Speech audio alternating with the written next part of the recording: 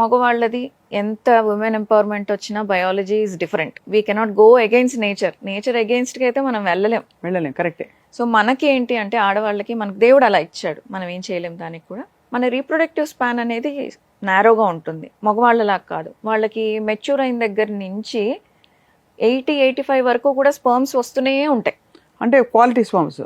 Quality అనేది 45 తర్వాత కొంచెం డ్రాప్ స్టార్ట్ అవుతుంది ఇంపాక్ట్ పడడం అనేది. బట్ అంటిల్ 45 క్వాలిటీ బాగానే ఉంటుంది. బ్యాడ్ హ్యాబిట్స్ అలాంటివి ఏమీ లేకపోతే, హెల్త్ ఇష్యూస్ ఏమీ లేకపోతే 45 తర్వాత కూడా బాగానే ఉంటుంది. రైట్. కానీ ఆడవాళ్ళకి మెచ్యూర్ అయిన తర్వాత నుంచి మెనోపాజ్కి ఒక 10 years ముందు వరకు, అంటే ఒక పర్టికులర్ ఫీమేల్ 50 yearsకి మెనోపాజ్ వస్తుంది అంటే 40 years నుంచి కన్సీవ్ అవ్వడం కష్టం. అవును, అంతే కదా. అంటే మెచ్యూర్ అయ్యేది అరౌండ్ 12-13 yearsకి మెచ్యూర్ అయితే, సో 13 years నుంచి 40 years ఆ టైం పీరియడే వాళ్ళు కన్సీవ్ అవ్వడానికి ఛాన్స్ ఉంటుంది. ఎందుకు అనంటే మనము పుట్టడమే ఇన్ని ఎగ్స్ తోటి పుడతాం, ఒక లిమిటెడ్ ఫైనైట్ నెంబర్ ఆఫ్ ఎగ్స్తో పుడతాం.